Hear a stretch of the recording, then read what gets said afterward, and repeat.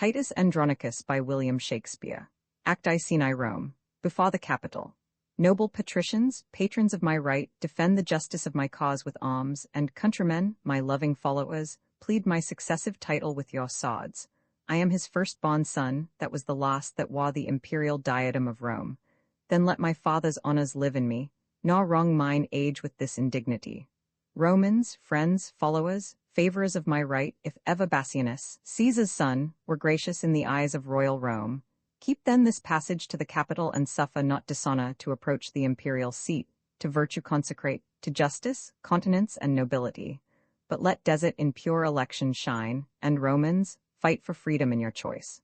Princes that strive by factions and by friends ambitiously for rule and empery, know that the people of Rome, for whom we stand a special party, have, by common voice, in election for the Roman empery, chosen Andronicus, surnamed Pius for many good and great deserts to Rome.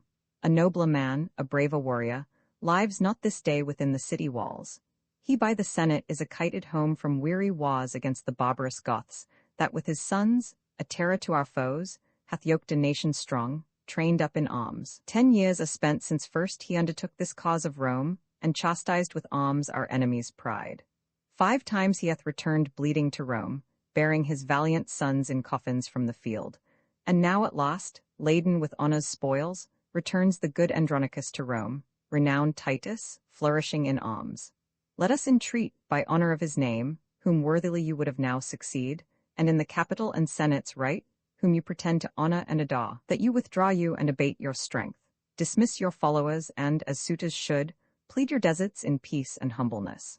Marcus Andronicus, so I do ally in thy uprightness and integrity, and so I love and honor thee and thine, thy noble brother Titus and his sons, and her to whom my thoughts are humbled all, gracious Lavinia, Rome's rich ornament, that I will here dismiss my loving friends, and to my fortunes and the people's favor, commit my cause in balance to be weighed. Exeunt the followers of Bassianus. Friends that have been thus forward in my right, I thank you all and here dismiss you all, and to the love and favor of my country commit myself, my person and the cause.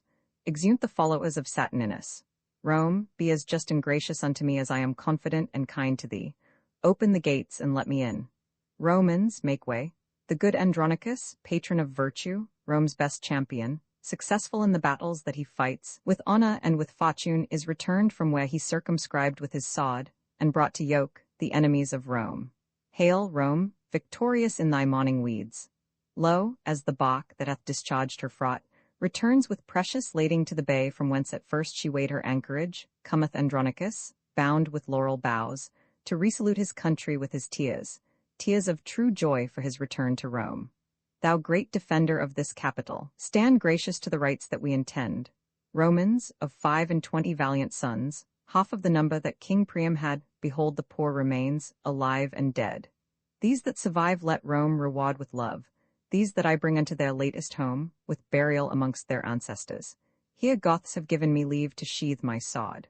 Titus, unkind and careless of thine own, why sufferest thou thy sons, unburied yet, to hover on the dreadful shore of Styx? Make way to lay them by their brethren.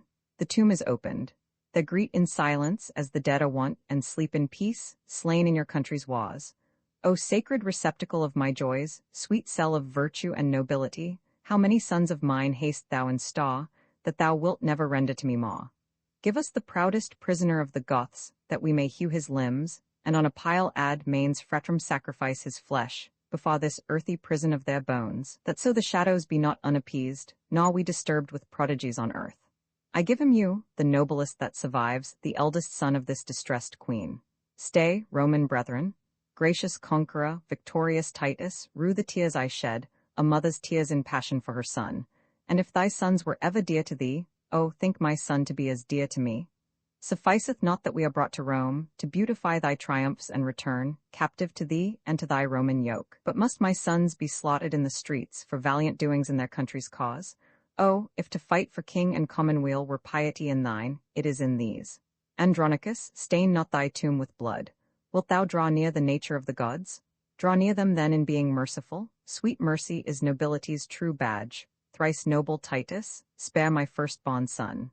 Patient yourself, madam, and pardon me. These are their brethren, whom you Goths beheld alive and dead, and for their brethren slain religiously they ask a sacrifice.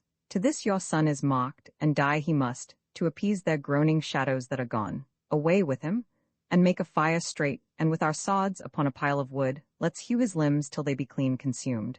Exeunt Lucius, Quintus, Martius, and Mutius with Alabus. Oppose not Scythia to ambitious Rome.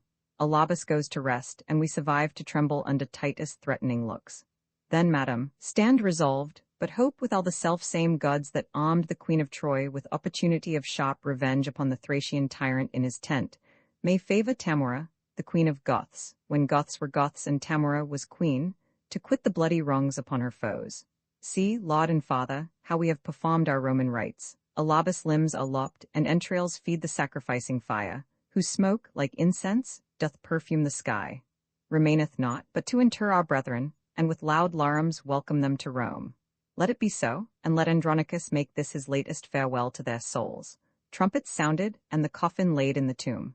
In peace and honor rest you here, my sons, Rome's readiest champions, repose you here in rest, secure from worldly chances and mishaps. Here lurks no treason, here no envy swells, here grow no damned grudges, here are no storms, no noise, but silence and eternal sleep. In peace and honor rest you here, my sons. In peace and honor live Lord Titus long, my noble lord and father, live in fame. Lo, at this tomb my tributary tears I render for my brethren's obsequies, and at thy feet I kneel, with tears of joy shed on the earth for thy return to Rome. Oh, bless me here with thy victorious hand, whose fortunes Rome's best citizens applaud. Kind Rome, that haste thus lovingly reserve the cordial of mine age to glad my heart. Lavinia, live, outlive thy father's days and fame's eternal date, for virtue's praise. Long live Lord Titus, my beloved brother, gracious triumpher in the eyes of Rome, and welcome, nephews, from successful wars, you that survive, and you that sleep in fame. Fair lords, your fortunes are alike in all, that in your country's service drew your swords. But safe a triumph is this funeral pomp, that hath aspired to Solon's happiness and triumphs over chance in honor's bed. Titus Andronicus, the people of Rome, whose friend in justice thou hast ever been, send thee by me, their tribune and their trust, this palliament of white and spotless hue, and name thee in election for the empire, with these our late deceased emperor's sons. Be candidatus then, and put it on, and help to set a head on headless Rome. A better head her glorious body fits than his that shakes for age and feebleness. What should I don this robe, and trouble you? Be chosen with proclamations today, tomorrow yield up rule, resign my life, and set abroad new business for you all. Rome, I have been thy soldier 40 years, and led my country's strength successfully, and buried 21 valiant sons, knighted in field, slain manfully in arms, in right and service of their noble country. Give me a staff of honor for mine age, but not a scepter to control the world. Upright he held it, lauds that held it lost. Romans, do me right. Patricians, draw your swords, and sheathe them not till Saturninus be Rome's emperor. Andronicus, would thou wert shipped to hell, rather than rob me of the people's hearts. Proud Saturnine, interrupter of the good that noble-minded Titus means to thee. Content thee, prince, I will restore to thee the people's hearts, and wean them from themselves. Andronicus, I do not flatter thee, but honor thee, and will do till I die. My faction if thou strengthen with thy friends, I will most thankful be, and thanks to men of noble minds is honorable meed. People of Rome, and people's tribunes here, I ask your voices and your suffrages. Will you bestow them friendly on Andronicus? To gratify the good Andronicus, and gratulate his safe return to Rome, the people will accept whom he admits. Tribunes, I thank you, and this suit I make that you create your emperor's eldest son, Lord Saturnine, whose virtues will, I hope, reflect on Rome as Titans raise on earth, and ripen justice in this commonweal. Then, if you will elect by my advice, crown him and say, Long live our emperor. With voices and applause of every sort, patricians and plebeians, we create Lord Saturninus Rome's great emperor, and say, Long live our emperor Saturnine. A long flourish till they come down.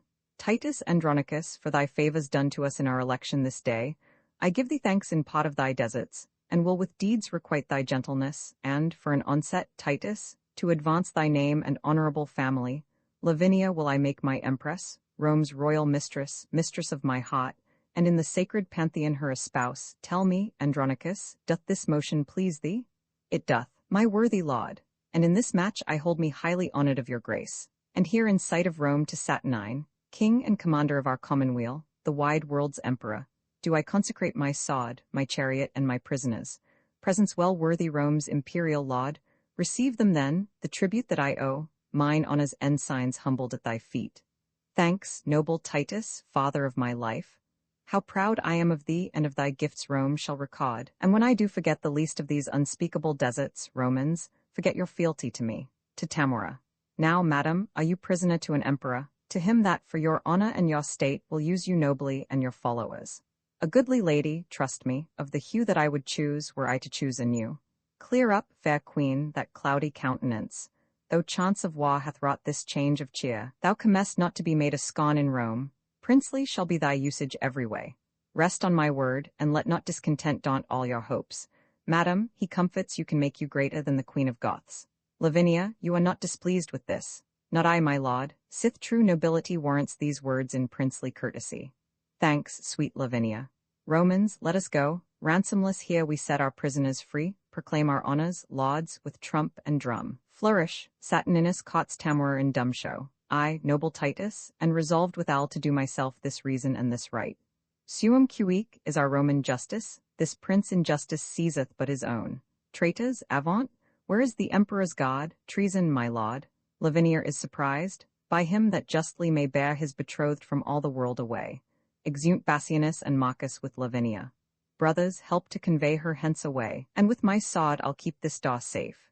Exeunt Lucius, Quintus, and Martius. What villain boy, bear'st me my way in Rome, stabbing Mutius? My lord, you are unjust, and more than so, in wrongful quarrel you have slain your son. Nor thou, nor he are any sons of mine. My sons would never so dishonor me, traitor. Restore Lavinia to the emperor. Dead, if you will, but not to be his wife, that is another's lawful promised love. Exit. No, Titus, no. The emperor needs her not, nor her, nor thee, nor any of thy stock. I'll trust, by leisure, him that mocks me once. Thee never, nor thy traitorous haughty sons, confederates all thus to dishonor me. Was there none else in Rome to make a stale but Saturnine? Full well, Andronicus, agree these deeds with that proud brag of thine, that saidst I begged the empire at thy hands. But go thy ways, go. Give that changing piece to him that flourished for her with his sod. A valiant son-in-law thou shalt enjoy. One fit to bandy with thy lawless sons, to ruffle in the commonwealth of Rome. And therefore, lovely Tamora, Queen of Goths, that like the stately Phoebe mongst her nymphs dost overshine the gallant dames of Rome, if thou be pleased with this my sudden choice, behold, I choose thee, Tamora, for my bride, and will create thee Empress of Rome. Speak, Queen of Goths, dost thou applaud my choice? And here I swear by all the Roman gods, sith priest and holy water, are so near and tapers burn so bright and everything in readiness for Hymenaeus stand, I will not resalute the streets of Rome, I'll climb my palace, till from forth this place I lead espoused my bride along with me. And here, in sight of heaven, to Rome I swear, if Saturnine advance the Queen of Goths, she will a handmaid be to his desires, a loving nurse, a mother to his youth. Ascend, fair Queen Pantheon. Lauds, accompany your noble emperor and his lovely bride, sent by the heavens for Prince Saturnine, whose wisdom hath her fortune conquered. There shall we consummate our spousal rites. Exeunt all but Titus. I am not bid to wait upon this bride. Titus, when wert thou wont to walk alone, dishonored thus and challenged of wrongs? O Titus, see what thou hast done. In a bad quarrel slain a virtuous son. No, foolish tribune, no son of mine, nor thou, nor these, confederates in the deed that hath dishonored all our family, unworthy brother and unworthy sons. But let us give him burial as becomes, give Mutius burial with our brethren. Traitors, away he rests not in this tomb. This monument 500 years hath stood, which I have sumptuously re-edified. Here none but soldiers and Rome's servitors repose in fame, none basely slain in brawls. Bury him where you can. He comes not here. My lord, this is impiety in you. My nephew Mutius' deeds do plead for him. He must be buried with his brethren. No, noble Titus, but entreat of thee to pardon Mutius and to bury him. Marcus, even thou hast struck upon my crest, and with these boys, mine honor thou hast wounded. My foes I do repute you every one. So trouble me no more, but get you gone. Suffer thy brother Marcus to inter his noble nephew here in virtue's nest, that died in honor and Lavinia's cause. Thou art a Roman, be not barbarous. The Greeks upon advice did bury Ajax that slew himself, and wise Laet's son did graciously plead for his funerals. Let not young Mutius then, that was thy joy, be barred his entrance here. Rise, Marcus, rise. The dismalest day is this that ere I saw to be dishonored by my sons in Rome. Well, bury him, and bury me the next. Mutius is put into the tomb. There lie thy bones, sweet Mutius, with thy friends, till we with trophies do adorn thy tomb. Kneeling. No man shed tears for noble Mutius, he lives in fame that died in virtue's cause. My lord, to step out of these dreary dumps, how comes it that the subtle queen of Goths is of a sudden thus advanced in Rome? I know not, Marcus, but I know it is. Whether by device or no, the heavens can tell. Is she not then beholding to the man that brought her for this high good turn so far? Yes, and will nobly him remunerate. So, Bassianus, you have played your prize. God give you joy, sir, of your gallant bride. And you of yours, my lord. I say no more, nor wish no less, and so I take my leave. Traitor, if Rome have law or we have power, thou and thy faction shall repent this rape. Rape, call you it, my lord, to seize my own, my true betrothed love and now my wife? But let the laws of Rome determine all. Meanwhile I am possessed of that is mine. 'Tis good, sir, you are very shot with us, but if we live, we'll be as shop with you. My lord, what I have done, as best I may, answer I must and shall do with my life. Only thus much I give your grace to know. By all the duties that I owe to Rome, this noble gentleman, Lord Titus here, is in opinion and in honor wronged, that in the rescue of Lavinia with his own hand did slay his youngest son. In zeal to you and highly moved to wrath to be controlled in that he frankly gave. Receive him, then, to favor, Saturnine, that hath expressed himself in all his deeds a father and a friend to thee and Rome. Prince Bassianus, leave to plead my deeds, 'tis thou and those that have dishonored me. Rome and the righteous heavens be my judge, how I have loved and honored Saturnine.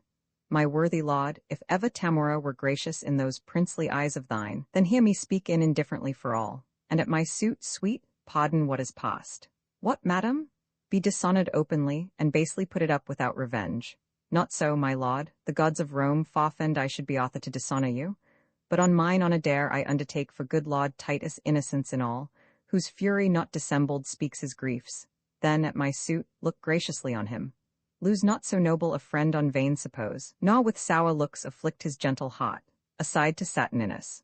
My lord, be ruled by me, be one at last. Dissemble all your griefs and discontents, you are but newly planted in your throne. Lest then, the people, and patricians too, upon a just survey, take Titus' part, and so supplant you for ingratitude, which Rome reputes to be a heinous sin, yield at entreats, and then let me alone. I'll find a day to massacre them all, and raise their faction and their family, the cruel father and his traitorous sons, to whom I sued for my dear son's life, and make them know what 'tis to let a queen kneel in the streets and beg for grace in vain. Come, come, sweet emperor, come, Andronicus, take up this good old man, and cheer the heart that dies in tempest of thy angry frown. I thank your majesty, and her, my lord, these words, these looks, infuse new life in me. Titus, I am incorporate in Rome, a Roman now adopted happily, and must advise the emperor for his good. This day all quarrels die, Andronicus, and let it be mine honor, good my lord, that I have reconciled your friends and you. For you, Prince Bassianus, I have passed my word and promise to the emperor that you will be more mild and tractable. And fear not, lords, and you, Lavinia, by my advice, all humbled on your knees, you shall ask pardon of his majesty. We do, and vow to heaven and to his highness, that what we did was mildly as we might, tendering our sister's honor and our own. Nay, nay, sweet emperor, we must all be friends. The tribune and his nephews kneel for grace. I will not be denied. Sweetheart, look back. Marcus, for thy sake and thy brother's here, and at my lovely Tamora's entreats, I do remit these young men's heinous faults. Stand up. Lavinia, though you left me like a churl, I found a friend, and sure as death I swore I would not part a bachelor from the priest. Come, if the emperor's cot can feast 2 brides, you are my guest, Lavinia, and your friends. This day shall be a love day, Tamora. Tomorrow, and it please your majesty to hunt the panther and the hart with me, with hawn and hound, will give your grace bonjour. Titus Andronicus by William Shakespeare. Uncopyright may you do good and not evil. May you find forgiveness for yourself and forgive others. May you share freely, never taking more than you give. Copyright pages exist to tell you that you can't do something. Unlike them, this uncopyright page exists to tell you that the writing and artwork in this ebook are believed to be in the United States public domain. That is, they are believed to be free of copyright restrictions in the United States. The United States public domain represents our collective cultural heritage, and items in it are free for anyone in the United States to do almost anything at all with, without having to get permission. Copyright laws are different all over the world, and the source text or artwork in this ebook may still be copyrighted in other countries. If you're not located in the United States, you must check your local laws before using this ebook. Standard ebooks makes no representations regarding the copyright status of the source text or artwork in this ebook in any country other than the United States. Non-authorship activities performed on items that are in the public domain, so-called sweat of the brow, work, don't create a new copyright. That means that nobody can claim a new copyright on an item that is in the public domain for, among other things, work like digitization, mock-up, or typography. Regardless, the contributors to this ebook release their contributions under the terms in the CC 01.0 Universal Public Domain dedication, thus dedicating to the worldwide public domain all of the work they've done on this ebook, including but not limited to metadata, the title page, imprint, colophon, this uncopyright, and any changes or enhancements to, or mock-up on, the original text and artwork. This dedication doesn't change the copyright status of the source text or artwork.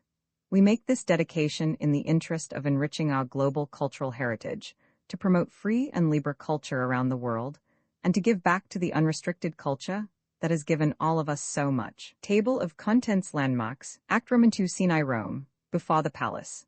Now climbeth Tamora Olympus top, safe out of fortune's shot, and sits aloft, secure of thunder's crack or lightning flash, advanced above pale envy's threatening reach.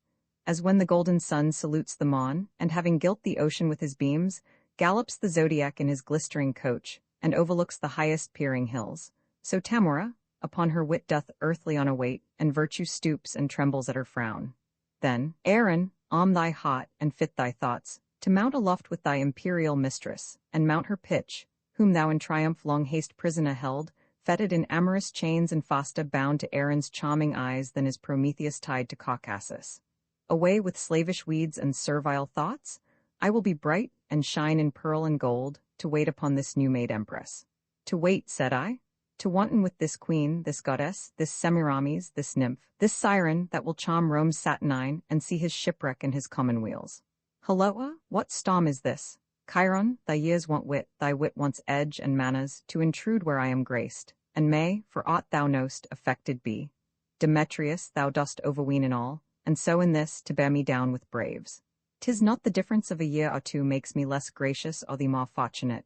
I am as able and as fit as thou to serve, and to deserve my mistress' grace, and that my sod upon thee shall approve, and plead my passions for Lavinia's love.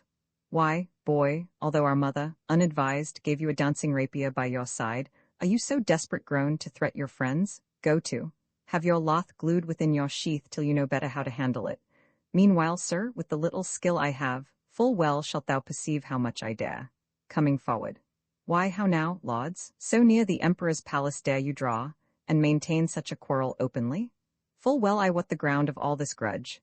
I would not for a million of gold the cause were known to them it most concerns, nor would your noble mother for much more be so dishonored in the court of Rome. For shame, put up. Not I, till I have sheathed my rapier in his bosom, and withal thrust these reproachful speeches down his throat that he hath breathed in my dishonor here. For that I am prepared and full resolved. Foul-spoken coward, that thundest with thy tongue, and with thy weapon nothing darest perform. Away, I say? Now, by the gods that warlike Goths adore, this petty brabble will undo us all. Why, lauds, and think you not how dangerous it is to jet upon a prince's right? What, is Lavinia then become so loose, or Bassianus so degenerate, that for her love such quarrels may be broached without controlment, justice, or revenge? Young lauds, beware, and should the empress know this discord's ground, the music would not please. I care not, I, knew she and all the world. I love Lavinia more than all the world. Youngling, learn thou to make some meaner choice. Lavinia is thine elder brother's hope. Why are ye mad?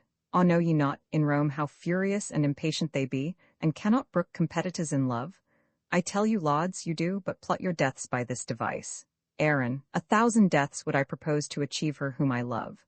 Why makest thou it so strange? She is a woman, therefore may be wooed. She is a woman, therefore may be won. She is Lavinia, therefore must be loved.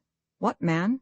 More water glideth by the mill than what's the miller of. And easy it is of a cut loaf to steal a shive, we know, though Bassianus be the emperor's brother, better than he have won Vulcan's badge. Then why should he despair that knows to caught it with words, fair looks and liberality? What, haste not thou full often struck a doe, and bone her cleanly by the keeper's nose? Why then it seems some certain snatch or so would serve your turns. Would you had hit it too? Then should not we be tired with this ado?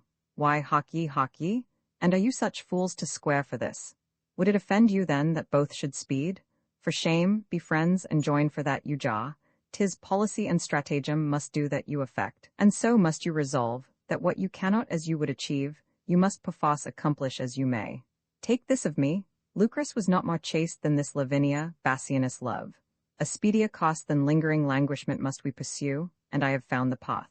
My lords, a solemn hunting is in hand, there will the lovely Roman ladies troop, the forest walks are wide and spacious, and many unfrequented plots there are fitted by kind for rape and villainy.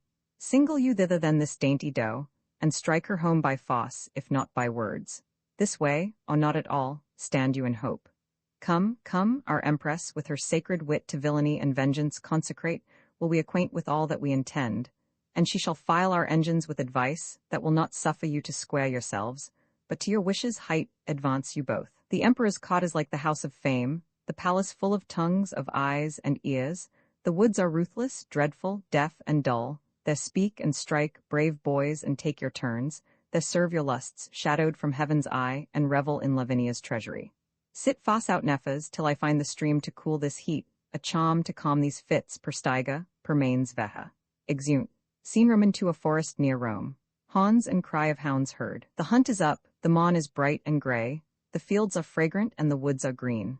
Uncouple here, and let us make a bay and wake the emperor, and his lovely bride, and rouse the prince, and ring a hunter's peal, that all the cot may echo with the noise.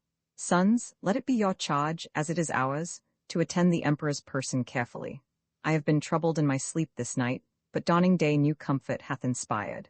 Many good morrows to your majesty, madam, to you as many and as good. I promised your grace a hunter's peal, and you have rung it lustily, my lord, somewhat too early for new married ladies.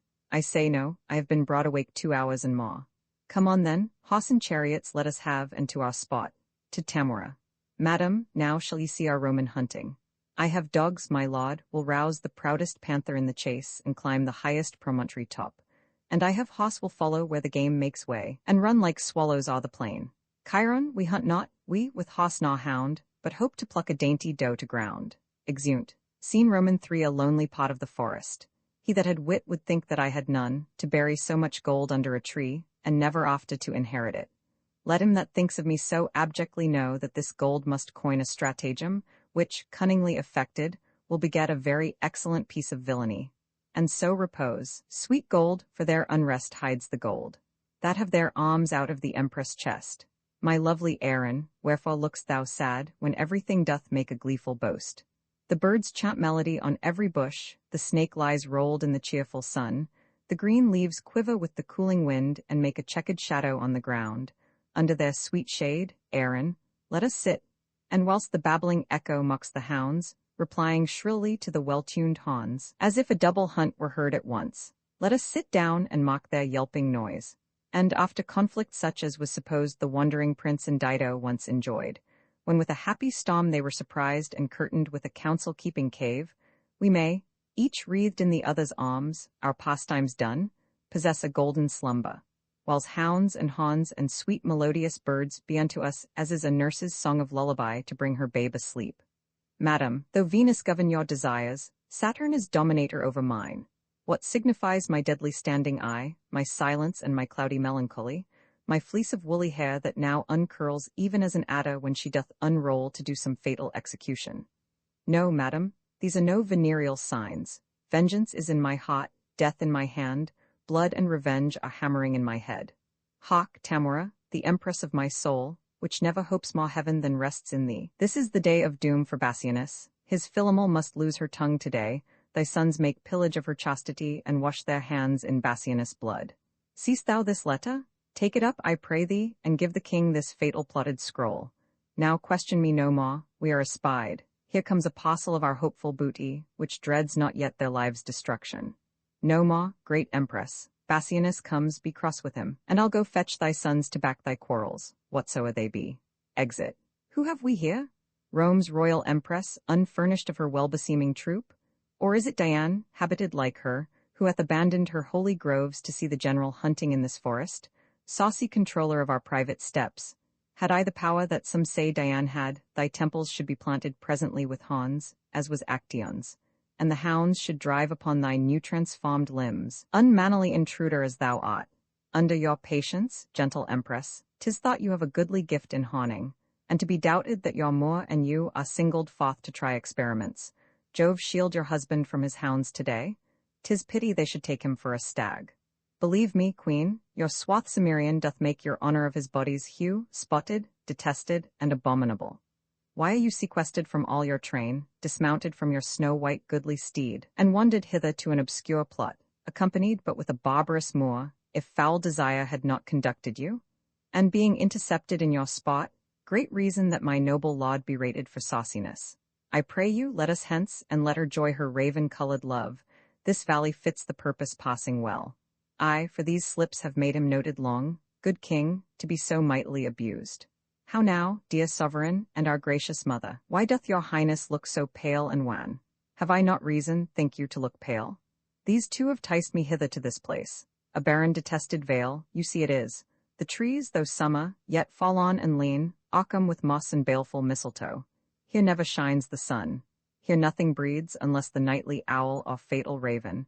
And when they showed me this abhorred pit, they told me here, at dead time of the night, 1,000 fiends, 1,000 hissing snakes, 10,000 swelling toads, as many urchins, would make such fearful and confused cries as any mortal body, hearing it, should straight fall mad, or else die suddenly. No sooner had they told this hellish tale, but straight they told me they would bind me here unto the body of a dismal ewe, and leave me to this miserable death. And then they called me foul adulteress, lascivious Goth, and all the bitterest terms that ever ear did hear to such effect, and, had you not by wondrous fortune come, this vengeance on me had they executed. Revenge it as you love your mother's life, or be ye not henceforth called my children. I, come, Semiramis, nay, barbarous Tamora, for no name fits thy nature but thy own. Give me thy poniard, you shall know, my boys, your mother's hand shall right your mother's wrong. Stay, madam, here is more belongs to her, first thrash the corn, then off to burn the straw. This minion stood upon her chastity, upon her nuptial vow, her loyalty, and with that painted hope braves your mightiness. And shall she carry this unto her grave? And if she do, I would I were an eunuch. Drag hence her husband to some secret hole, and make his dead trunk pillow to our lust. But when ye have the honey ye desire, let not this wasp outlive us both to sting. I warrant you, madam, we will make that sure. Come, mistress, now perforce we will enjoy that nice preserved honesty of yours. Listen, fair madam, let it be your glory to see her tears, but be your heart to them as unrelenting flint to drops of rain. When did the tiger's young ones teach the dam? Oh, do not learn her wrath, she taught it thee. The milk thou suck'st from her did turn to marble, even at thy teat thou hadst thy tyranny. Yet every mother breeds not sons alike to Chiron. Do thou entreat her show a woman pity. 'Tis true, the raven doth not hatch a lock. Yet have I heard, oh, could I find it now? The lion moved with pity did endure to have his princely paws pared all away. Some say that ravens foster fall on children, the whilst their own birds famish in their nests. Oh, be to me, though thy hot say no, nothing so kind but something pitiful. Oh, let me teach thee. For my father's sake that gave thee life, when well he might have slain thee, be not obdurate, open thy deaf ears. Hadst thou in person ne'er offended me, even for his sake am I pitiless. Remember, boys, I poured forth tears in vain, to save your brother from the sacrifice. But fierce Andronicus would not relent, therefore, away with her, and use her as you will, the worse to her, the better loved of me. O Tamora, be called a gentle queen, and with thine own hands kill me in this place? For 'tis not life that I have begged so long. Poor I was slain when Bassianus died. 'Tis present death I beg, and one thing more that womanhood denies my tongue to tell. Oh, keep me from their worse than killing lust, and tumble me into some loathsome pit, where never man's eye may behold my body. Do this, and be a charitable murderer. So should I rob my sweet sons of their fee? No, let them satisfy their lust on thee. No grace? No womanhood? Ah, beastly creature, the blot and enemy to our general name. Confusion fall, nay, then I'll stop your mouth. Bring thou her husband, this is the hole where Aaron bid us hide him. Demetrius throws the body of Bassianus into the pit, then exeunt Demetrius and Chiron, dragging off Lavinia. Farewell, my sons, see that you make her sure. Now let my heart no merry cheer indeed, till all the Andronici be made away. Now will I hence to seek my lovely Moor, and and let my spleenful sons this troll deflower. Exit. Come on, my lords, the better foot before, straight will I bring you to the loathsome pit where I espied the panther fast asleep. And mine, I promise you, were it not for shame, well could I leave our spot to sleep a while. Falls into the pit. What art thou fallen? What subtle hole is this, whose mouth is covered with rude-growing briars, upon whose leaves are drops of new-shed blood as fresh as morning dew distilled on flowers? A very fatal place it seems to me. Speak, brother, haste thou hurt thee with the fall. O brother, with the dismallest object hurt that ever I with sight made hot lament. Aside. Now will I fetch the king to find them here, that he thereby may give a likely guess how these were they that made away his brother. Exit. Why dost not comfort me, and help me out from this unhallowed and blood-stained hole? I am surprised with an uncouth fear. A chilling sweat o'erruns my trembling joints. My heart suspects more than mine I can see. To prove thou hast a true divining heart, Aaron and thou look down into this den, and see a fearful sight of blood and death. Aaron is gone, and my compassionate heart will not permit mine eyes once to behold the thing whereat it trembles by surmise. Oh, tell me how it is, for ne'er till now was I a child to fear I know not what. Lord Bassianus lies embrued here, all on a heap, like to a slaughtered lamb, in this detested, dark, blood-drinking pit. Upon his bloody finger he doth wear a precious ring, that lightens all the whole, which, like a taper in some monument, doth shine upon the dead man's earthy cheeks, and shows the ragged entrails of the pit. So pale did shine the moon on Pyramus when he by night lay bathed in maiden blood. O brother, help me with thy fainting hand, if fear hath made thee faint, as me it hath, out of this fell devouring receptacle, as hateful as Cocytus' misty mouth. Reach me thy hand, that I may help thee out, or, wanting strength to do thee so much good, I may be plucked into the swallowing womb of this deep pit, poor Bassianus' grave. I have no strength to pluck thee to the brink. Thy hand once more, I will not loose again till thou art here aloft or I below. Thou canst not come to me, I come to thee. Falls in.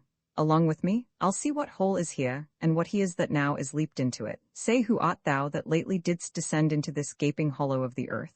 The unhappy son of old Andronicus, brought hither in a most unlucky hour to find thy brother Bassianus dead. My brother dead? I know thou dost but jest. He and his lady both are at the lodge upon the north side of this pleasant chase. 'Tis not an hour since I left him there. We know not where you left him all alive, but out, alas? Here have we found him dead. Now to the bottom dost thou search my wound. Poor Bassianus here lies murdered. Then all too late I bring this fatal writ, the complot of this timeless tragedy, and wonder greatly that man's face can fold in pleasing smiles such murderous tyranny. She giveth Saturninus a letter, reads, and if we miss to meet him handsomely, sweet huntsman, Bassianus 'tis we mean, do thou so much as dig the grave for him. Thou knowst our meaning. Look for thy reward among the nettles at the elder tree which overshades the mouth of that same pit where we decreed to bury Bassianus. Do this, and purchase us thy lasting friends. O Tamora, was ever heard the like? This is the pit and this the elder tree. Look, sirs, if you can find the huntsman out that should have murdered Bassianus here. To Titus. 2 of thy whelps, fell curs of bloody kind, have here bereft my brother of his life. Sirs, drag them from the pit unto the prison. They'll let them bide until we have devised some never-heard-of torturing pain for them. What are they in this pit? O wondrous thing, how easily murder is discovered. High Emperor, upon my feeble knee I beg this boon, with tears not lightly shed, that this fell fault of my accursed sons, accursed if the fault be proved in them, if it be proved, you see it is apparent. Who found this letter? Tamora, was it you? I did, my lord, yet let me be their bail, for by my father's reverend tomb, I vow they shall be ready at your highness will to answer their suspicion with their lives. Thou shalt not bail them, see thou follow me. Some bring the murdered body, some the murderers, let them not speak a word. The guilt is plain, for by my soul, were there worse end than death, that end upon them should be executed. Andronicus, I will entreat the king, fear not thy sons, they shall do well enough. Scene Roman for another part of the forest. So now go tell, and if thy tongue can speak, who 'twas that cut thy tongue and ravished thee. Write down thy mind, bewray thy meaning so, and if thy stumps will let thee play the scribe. She hath no tongue to call, nor hands to wash, and so let's leave her to her silent walks. Who is this? My niece that flies away so fast? Cousin, a word, where is your husband? If I do dream, would all my wealth would wake me? If I do wake, some planet strike me down, that I may slumber in eternal sleep. Speak, gentle niece, what stern, ungentle hands have lopped and hewed and made thy body bare of her 2 branches, those sweet ornaments, whose circling shadows kings have sought to sleep in, and might not gain so great a happiness as have thy love. Why dost not speak to me? Alas, a crimson river of warm blood, like to a bubbling fountain stirred with wind, doth rise and fall between thy rosed lips, coming and going with thy honey breath. But sure, some Tereus hath deflowered thee, and lest thou shouldst detect him, cut thy tongue. Ah, now thou turnst away thy face for shame, and notwithstanding all this loss of blood, as from a conduit with 3 issuing spouts, yet do thy cheeks look red as Titan's face blushing to be encountered with a cloud. Shall I speak for thee? Shall I say 'tis so? Oh, that I knew thy heart, and knew the beast, that I might rail at him. To ease my mind, sorrow concealed, like an oven stopped, doth burn the heart to cinders where it is. Fair Philomela, she but lost her tongue, and in a tedious sampler sowed her mind. But lovely niece, that mean is cut from thee. A crafty Tereus, cousin, haste thou met, and he hath cut those pretty fingers off, that could have better sewed than Philomel. Oh, had the monster seen those lily hands tremble, like aspen leaves, upon a lute, and make the silken strings delight to kiss them, he would not then have touched them for his life. Ah, had he heard the heavenly harmony which that sweet tongue hath made, he would have dropped his knife, and fell asleep as Cerberus at the Thracian poet's feet. Come, let us go, and make thy father blind, for such a sight will blind a father's eye. 1 hour's storm will drown the fragrant meads. What will whole months of tears thy father's eyes? Do not draw back, for we will mourn with thee. Oh, could our mourning ease thy misery? Exeunt. Act Roman 3 Scene I Rome, a street. Hear me, grave fathers, noble tribunes, stay, for pity of mine age, whose youth was spent in dangerous wars, whilst you securely slept, for all my blood in Rome's great quarrel shed, for all the frosty nights that I have watched, and for these bitter tears, which now you see filling the aged wrinkles in my cheeks, be pitiful to my condemned sons, whose souls are not corrupted as 'tis thought. For 22 sons I never wept, because they died in honor's lofty bed. Lieth down, the judges, etc. pass by him, and exeunt. For these tribunes, in the dust I write my heart's deep languor, and my soul's sad tears. Let my tears stanch the earth's dry appetite. My son's sweet blood will make it shame and blush. O earth, I will befriend thee more with rain, that shall distill from these 2 ancient urns, than youthful April shall with all his showers. In summer's drought I'll drop upon thee still. In winter with warm tears I'll melt the snow, and keep eternal springtime on thy face, so thou refuse to drink my dear son's blood. O reverend tribunes, O gentle, aged men, unbind my sons, reverse the doom of death, and let me say that never wept before, my tears are now prevailing orators. O noble father, you lament in vain, the tribunes hear you not, no man is by, and you recount your sorrows to a stone. Ah, Lucius, for thy brothers let me plead. Grave tribunes, once more I entreat of you. Why, 'tis no matter, man. If they did hear, they would not mock me, or if they did mock, they would not pity me. Yet plead I must, and bootless unto them. Therefore I tell my sorrows to the stones, who, though they cannot answer my distress, yet in some sort they are better than the tribunes, for that they will not intercept my tale. When I do weep, they humbly at my feet receive my tears and seem to weep with me. And, were they but attired in grave weeds, Rome could afford no tribune like to these. A stone is soft as wax, tribunes more hard than stones, a stone is silent and offendeth not, and tribunes with their tongues doom men to death. Rises, but wherefore standst thou with thy weapon drawn? To rescue my 2 brothers from their death, for which attempt the judges have pronounced my everlasting doom of banishment. O happy man, they have befriended thee. Why, foolish Lucius, dost thou not perceive that Rome is but a wilderness of tigers? Tigers must prey, and Rome affords no prey but me and mine. How happy art thou then from these devourers to be banished? But who comes with our brother Marcus here? Titus, prepare thy aged eyes to weep, or if not so, thy noble heart to break. I bring consuming sorrow to thine age. Faint-hearted boy, arise, and look upon her. Speak, Lavinia, what accursed hand hath made thee handless in thy father's sight? What fool hath added water to the sea, or brought a faggot to bright burning Troy? My grief was at the height before thou camest, and now, like Nilus, it disdaineth bounds. Give me a sod, I'll chop off my hands too, for they have fought for Rome, and all in vain, and they have nursed this woe in feeding life. In bootless prayer have they been held up, and they have served me to effectless use. Now all the service I require of them is that the one will help to cut the other. 'Tis well, Lavinia, that thou hast no hands, for hands to do Rome's service are but vain. Oh, that delightful engine of her thoughts that blabbed them with such pleasing eloquence, is torn from forth that pretty hollow cage, where, like a sweet melodious bird, It sung sweet varied notes, enchanting every ear. Oh, thus I found her, straying in the park, seeking to hide herself, as doth the deer that hath received some unrecuring wound. It was my dear, and he that wounded her hath hurt me more than had he killed me dead. For now I stand as one upon a rock environed with a wilderness of sea, who marks the waxing tide grow wave by wave, expecting ever when some envious surge will in his brinish bowels swallow him. This way to death my wretched sons are gone. Here stands my other son, a banished man, and here my brother, weeping at my woes. But that which gives my soul the greatest spurn is dear Lavinia, dearer than my soul. Had I but seen thy picture in this plight, it would have maddened me. What shall I do now I behold thy lively body so?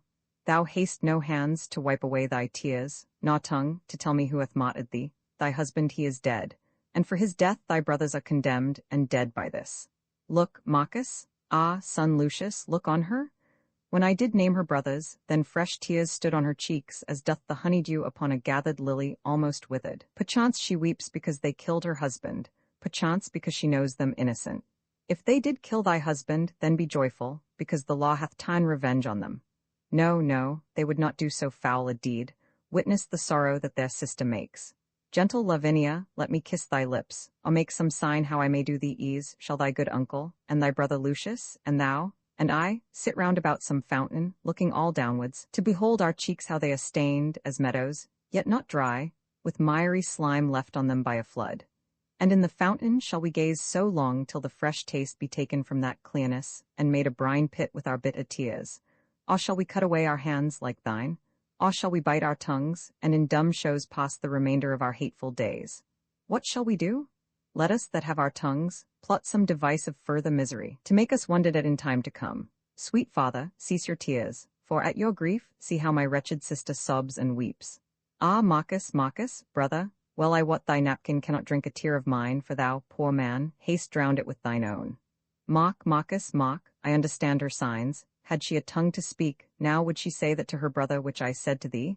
His napkin, with his true tears all bewet, can do no service on her sorrowful cheeks. Oh, what a sympathy of woe is this, as far from help as limbo is from bliss.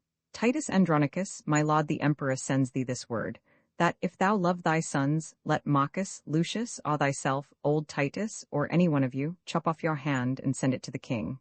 He for the same will send thee hither both thy sons alive, and that shall be the ransom for their fault.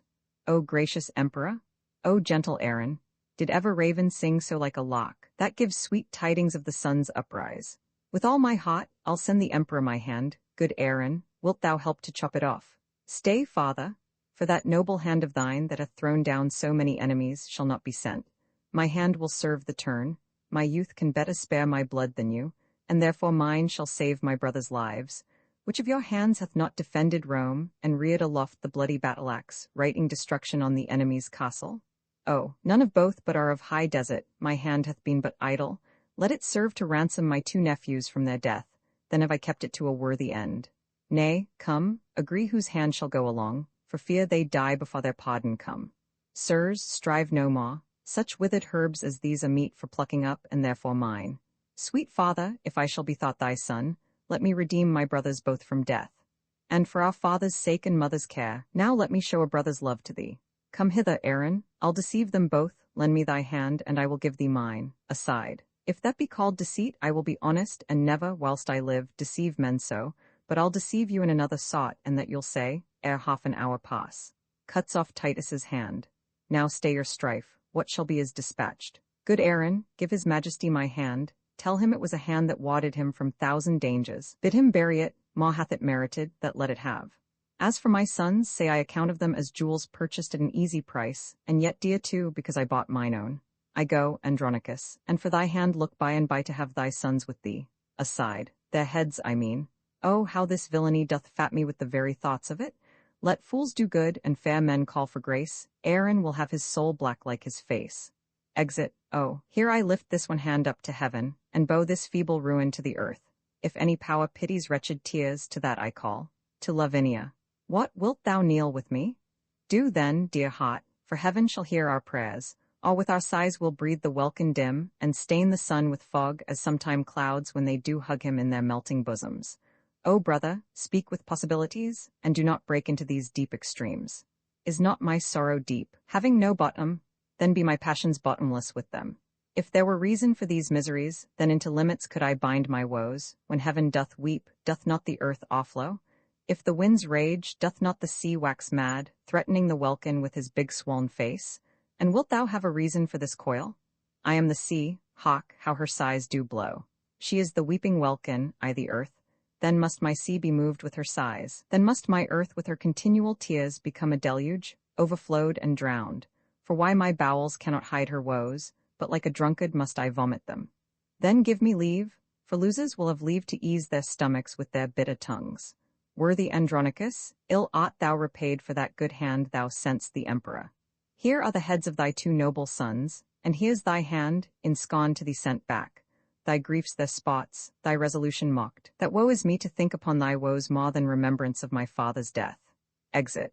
Now let hot Etna cool in Sicily, and be my hot and ever-burning hell. These miseries are more than may be borne. To weep with them that weep doth ease some deal, but sorrow flouted it is double death. Ah, that this sight should make so deep a wound, and yet detested life not shrink thereat. That ever death should let life bear his name, where life hath no more interest but to breathe. Lavinia kisses Titus, alas, poor heart, that kisses comfortless as frozen water to a starved snake. Now farewell, flattery, die, Andronicus, thou dost not slumber. See thy 2 sons' heads, thy warlike hand, thy mangled daughter here, thy other banished son, with this dear sight struck pale and bloodless, and thy brother, I, even like a stony image, cold and numb. Ah, now no more will I control thy griefs, rend off thy silver hair, thy other hand gnawing with thy teeth, and be this dismal sight the closing up of our most wretched eyes. Now is a time to storm. Why art thou still? Why, I have not another tear to shed. Besides, this sorrow is an enemy, and would usurp upon my watery eyes, and make them blind with tributary tears. Then which way shall I find revenge's cave? For these 2 heads do seem to speak to me, and threat me I shall never come to bliss till all these mischiefs be returned again, even in their throats that have committed them. Come, let me see what task I have to do. You heavy people circle me about, that I may turn me to each one of you, and swear unto my soul to right your wrongs. The vow is made. Come, brother, take a head, and in this hand the other I will bear. Lavinia, thou shalt be employed. These arms, bear thou my hand, sweet wench, between thy teeth. As for thee, boy, go get thee from my sight, thou art an exile, and thou must not stay, hie to the Goths and raise an army there. And, if you love me, as I think you do, let's kiss and part, for we have much to do. Exeunt Titus, Marcus, and Lavinia. Farewell, Andronicus, my noble father, the wofulst man that ever lived in Rome. Farewell, proud Rome. Till Lucius come again, he leaves his pledges dearer than his life. Farewell, Lavinia, my noble sister. Oh, would thou wert as thou tough haste been. But now naw Lucius naw Lavinia lives but in oblivion and hateful griefs. If Lucius live, he will requite your wrongs, and make proud Saturnine and his empress beg at the gates, like Tarquin and his queen. Now will I to the Goths and raise a power, to be revenged on Rome and Saturnine. Exit. Scene room into a room in Titus's house. A banquet set out. So, now sit. And look you eat no more than will preserve just so much strength in us as will revenge these bitter woes of ours. Marcus, unknit that sorrow-wreathen knot. Thy niece and I, poor creatures, want our hands and cannot passionate our tenfold grief with folded arms. This poor right hand of mine is left to tyrannize upon my breast, who, when my heart, all mad with misery, beats in this hollow prison of my flesh, then thus I thump it down. To Lavinia, thou map of woe, that thus dost talk in signs, when thy poor heart beats with outrageous beating, thou canst not strike it thus to make it still. Wound it with sighing, girl, kill it with groans, or get some little knife between thy teeth, and just against thy heart make thou a hole, that all the tears that thy poor eyes let fall may run into that sink, and soaking in drown the lamenting fool in sea-salt tears. Fie, brother, fie, teach her not thus to lay such violent hands upon her tender life. How now? Has sorrow made thee dote already? Why, Marcus, no man should be mad but I. What violent hands can she lay on her life? Ah, wherefore dost thou urge the name of hands, to bid Aeneas tell the tale twice how Troy was burnt and he made miserable? Oh, handle not the theme to talk of hands, lest we remember still that we have none. Fie, how frantically I square my talk, as if we should forget we had no hands, if Marcus did not name the word of hands. Come, let's fall to, and gentle girl, eat this, here is no drink. Hawk, Marcus, what she says, I can interpret all her motted signs. She says she drinks no other drink but tears, brewed with her sorrow, meshed upon her cheeks speechless complainer, I will learn thy thought. In thy dumb action will I be as perfect as begging hermits in their holy prayers. Thou shalt not sigh, nor hold thy stumps to heaven, nor wink, nor nod, nor kneel, nor make a sign, but I of these will rest an alphabet, and by still practice learn to know thy meaning. Good grandsire, leave these bitter deep laments, make my Aunt Mary with some pleasing tale. Alas, the tender boy, in passion moved, doth weep to see his grandsire's heaviness. Peace, tender sapling, thou art made of tears, and tears will quickly melt thy life away. Marcus strikes the dish with a knife. What dost thou strike at, Marcus, with thy knife? Out on thee, murderer, thou kill'st my heart, mine eyes accloyed with view of tyranny. A deed of death done on the innocent becomes not Titus, brother. Get thee gone, I see thou art not for my company. But how, if that fly had a father and mother? How would he hang his slender gilded wings, and buzz lamenting doings in the air? Poor harmless fly that, with his pretty buzzing melody, came here to make us merry. And thou hast killed him. Pardon me, sir, it was a black, ill-favored fly, like to the Empress Moore, therefore I killed him. Oh, then pardon me for reprehending thee, for thou hast done a charitable deed. Give me thy knife, I will insult on him, flattering myself as if it were the Moor come hither purposely to poison me. There's for thyself, and that's for Tamora. Ah, sirrah, yet I think we are not brought so low, but that between us we can kill a fly that comes in likeness of a coal-black Moor. Alas, poor man, grief has so wrought on him, he takes false shadows for true substances. Come, take away, Lavinia, go with me, I'll to thy closet, and go read with thee sad stories chanced in the times of old. Come, boy, and go with me, thy sight is young, and thou shalt read when mine begin to dazzle. Exeunt. Act Roman fa scene Rome, Titus's garden. Help, grandsire, help! My Aunt Lavinia follows me everywhere, I know not why. Good Uncle Marcus, see how swift she comes. Alas, sweet aunt, I know not what you mean. Fear her not, Lucius, somewhat doth she mean. See, Lucius, see how much she makes of thee, somewhither would she have thee go with her. Ah, boy, Cornelia never with more care read to her sons than she hath read to thee sweet poetry and Tully's orata.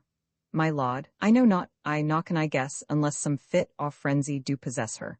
For I have heard my grandsire say full oft, extremity of griefs would make men mad. And I have read that Hecuba of Troy ran mad through sorrow. That made me to fear. Although, my lord, I know my noble aunt loves me as dear as e'er my mother did, and would not, but in fury, fright my youth, which made me down to throw my books and fly, causeless, perhaps, but pardon me, sweet aunt, and, madam, if my uncle Marcus go, I will most willingly attend your ladyship.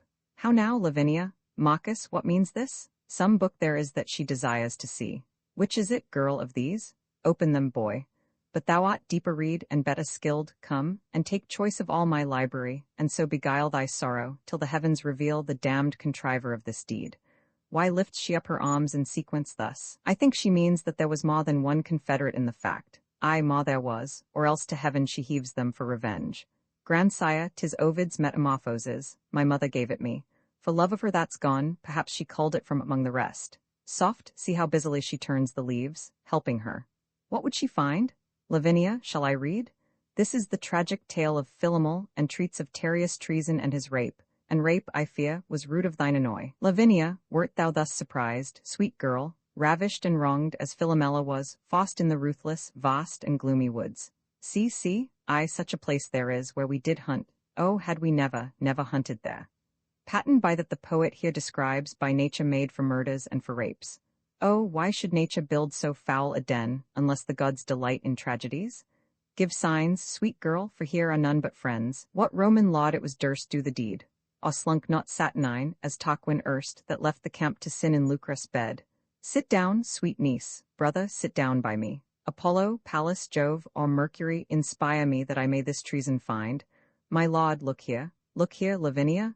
This sandy plot is plain. Guide, if thou canst, this off to me, when I have writ my name without the help of any hand at all. He writes his name with his staff, and guides it with feet and mouth. Cursed be that hot that forced us to this shift. Write thou, good niece, and here display, at last, what God will have discovered for revenge. Heaven guide thy pen to print thy sorrows plain, that we may know the traitors and the truth. She takes the staff in her mouth, and guides it with her stumps, and writes. Oh, do you read, my lord, what she hath writ?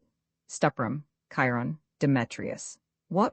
The lustful sons of Tamora, performers of this heinous, bloody deed, magni dominate Apolli, tam lentus audis celera, tam lentus vides. Oh, calm thee, gentle laud. although I know there is enough written upon this earth to stir a mutiny in the mildest thoughts and arm the minds of infants to exclaims. My lord, kneel down with me. Lavinia, kneel, and kneel, sweet boy, the Roman Hector's hope.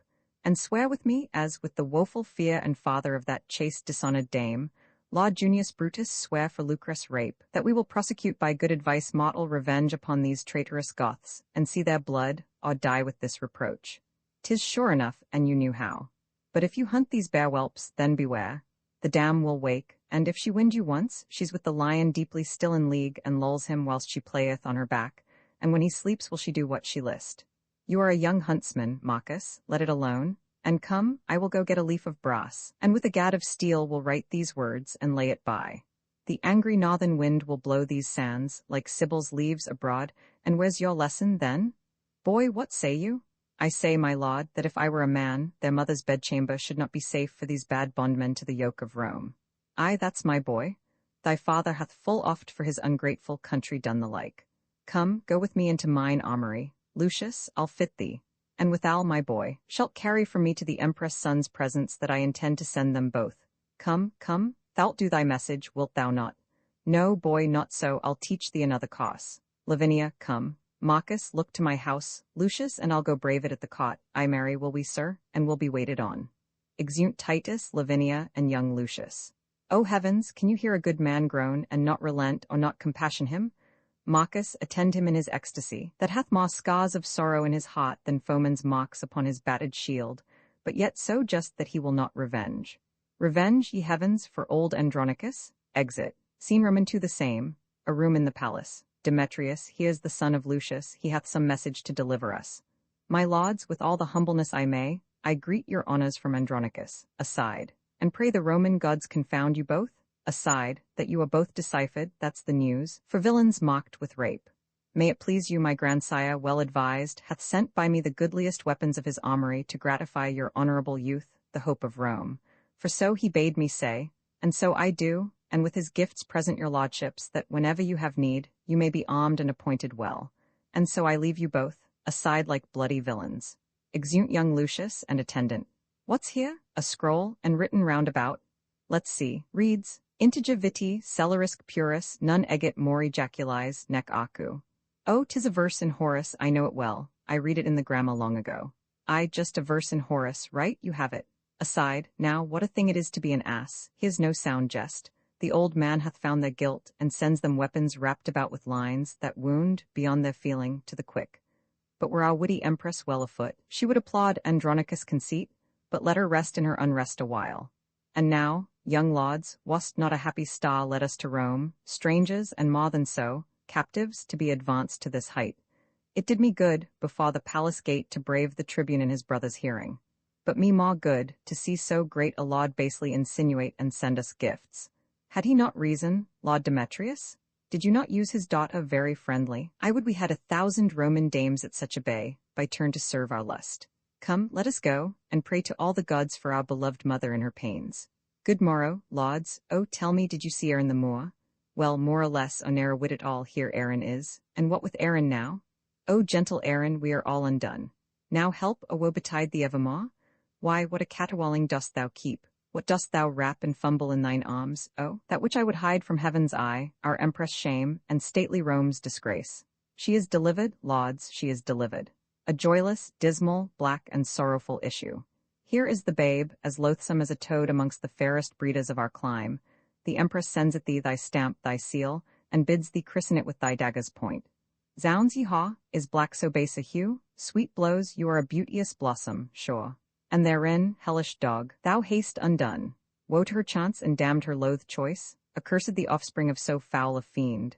What must it nurse? Then let no man but I do execution on my flesh and blood. I'll broach the tadpole on my rapier's point, nurse, give it me. My sod shall soon dispatch it. Sooner this sod shall plough thy bowels up. Takes the child from the nurse and draws. Stay, murderous villains, will you kill your brother? Now, by the burning tapers of the sky, that shone so brightly when this boy was got, he dies upon my scimitar's sharp point that touches this my firstborn son and heir? I tell you, younglings, not Enceladus, with all his threatening band of Typhon's brood, nor great Alcides, nor the god of war, shall seize this prey out of his father's hands. What, ye sanguine, shallow-hearted boys? Ye white-limed walls, ye alehouse-painted signs, coal-black is better than another hue, in that it scorns to bear another hue. For all the water in the ocean can never turn the swan's black legs to white, although she lave them hourly in the flood. Tell the empress from me, I am of age to keep mine own, excuse it how she can. My mistress is my mistress, this myself, the vigour and the picture of my youth, this before all the world do I prefer. This maugre all the world will I keep safe, or some of you shall smoke for it in Rome. Why, there's the privilege your beauty bears, fie, treacherous hue, that will betray with blushing the close enacts and counsels of the heart. He is a young lad framed of another leer. Look, how the black slave smiles upon the father, as who should say, Old lad, I am thine own. He is your brother, lauds, sensibly fed of that self-blood that first gave life to you, and from that womb where you imprisoned where he is enfranchised and come to light. Nay, he is your brother by the surer side, although my seal be stamped in his face. Advise thee, Aaron, what is to be done, and we will all subscribe to thy advice, save thou the child, so we may all be safe. Then sit we down and let us all consult. My son and I will have the wind of you, keep there, now talk at pleasure of your safety. They sit, why so, brave lauds? When we join in league I am a lamb, but if you brave the moor, the chafed boar, the mountain lioness, the ocean swells not so as Aaron storms. But say again, how many saw the child? Cornelia the midwife and myself, and no one else but the delivered empress. The empress, the midwife, and yourself, two may keep counsel when the third's away. Go to the empress, tell her this I said. He kills the nurse. Weak, weak, so cries a pig prepared to the spit. O laud, sir, 'tis a deed of policy, shall she live to betray this guilt of ours, a long-tongued babbling gossip? No, lauds, no, and now be it known to you my full intent. Not far, one merely lives, my countryman. His wife but yesternight was brought to bed. His child is like to her. Fair as you are, go pack with him, and give the mother gold, and tell them both the circumstance of all. And how by this their child shall be advanced, and be received for the emperor's heir, and substituted in the place of mine, to calm this tempest whirling in the cot, and let the emperor dandle him for his own. Hark ye, lauds, ye see I have given her physic, pointing to the nurse, and you must needs bestow her funeral. The fields are near, and you are gallant grooms. This done, see that you take no longer days, but send the midwife presently to me. The midwife and the nurse well made away, then let the ladies tattle what they please. Aaron, I see thou wilt not trust the heir with secrets. For this care of Tamora, herself and hers are highly bound to thee. Exeunt Demetrius and Chiron bearing off the nurse's body. Now to the Goths as swift as swallow flies, there to dispose this treasure in mine arms, and secretly to greet the empress friends. Come on, you thick-lipped slave, I'll bear you hence, for it is you that puts us to our shifts. I'll make you feed on berries and on roots, and feed on curds and whey, and suck the goat, and cabin in a cave, and bring you up to be a warrior, and command a camp. Exit. Scene Roman 3 the same, a public place. Come, Marcus, come, kinsman, this is the way. Sir boy, now let me see your archery. Look ye draw home enough, and 'tis there straight. Terra's Astrea reliquit, be you remembered, Marcus, she's gone, she's fled. Sirs, take you to your tools.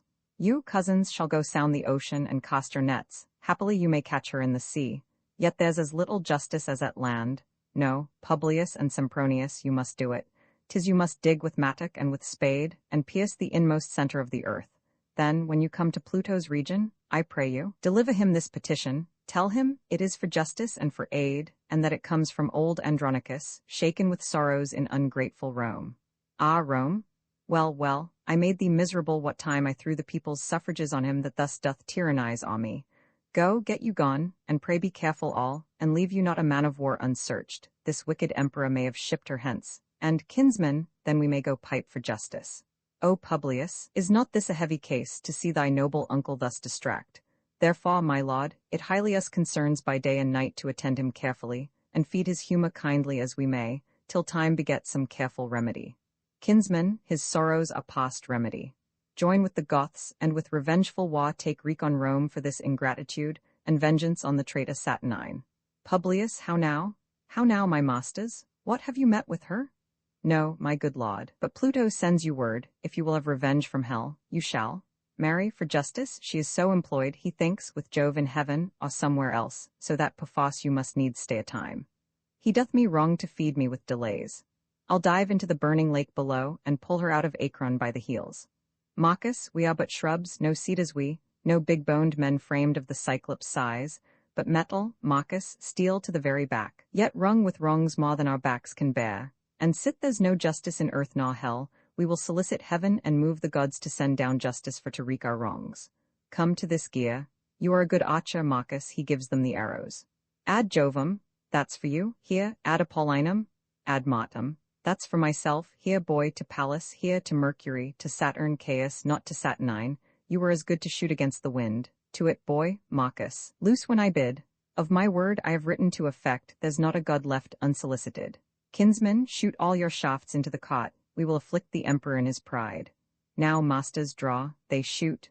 Oh, well said, Lucius, good boy in Virgo's lap, give it Pallas. My lord, I aim a mile beyond the moon, your letter is with Jupiter by this. Ha ha, Publius, Publius, what hast thou done? See, thou hast shot off one of Taurus' horns. This was the spot, my lord, when Publius shot, the bull being galled gave Ares such a knock that down fell both the ram's horns in the cot. And who should find them but the empress villain? She laughed, and told the Moor he should not choose but give them to his master for a present. News from heaven. Marcus, the post is come. Sirrah, what tidings? Have you any letters? Shall I have justice? What says Jupiter? Sirrah, come hither, make no more ado, but give your pigeons to the emperor. By me thou shalt have justice at his hands. Hold, meanwhile here's money for thy charges. Give me pen and ink. Sirrah, can you with a grace deliver a supplication? Sirrah, hast thou a knife? Come, let me see it.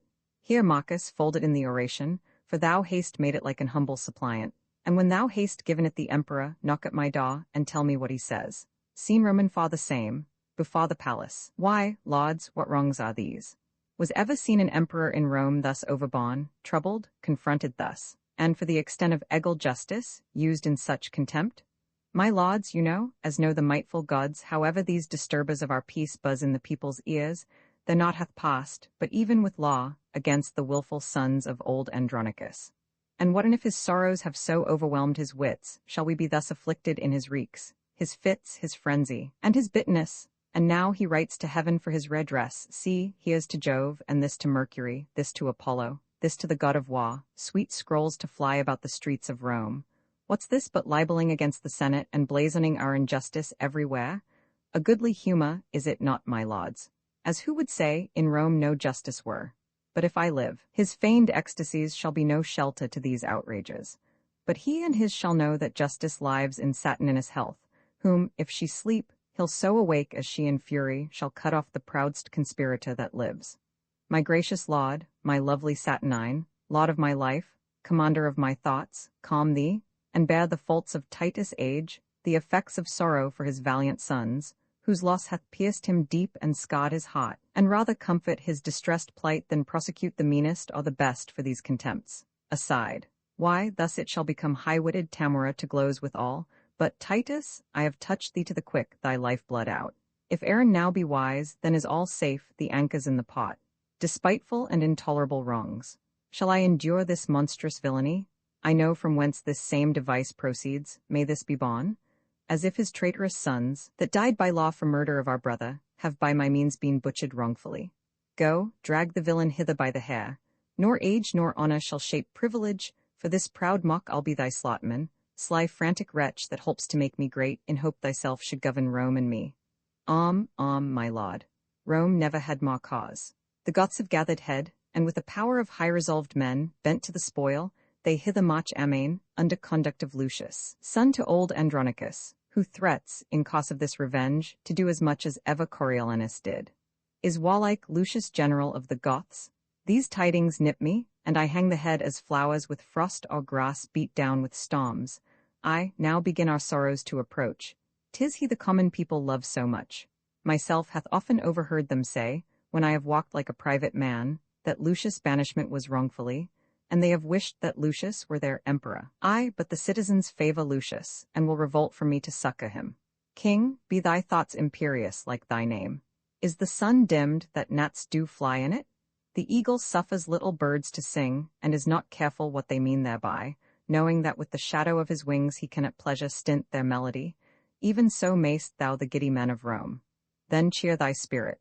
For know, thou emperor, I will enchant the old Andronicus with words more sweet, and yet more dangerous than baits to fish or honey stalks to sheep, when as the one is wounded with the bait, the other rotted with delicious feed.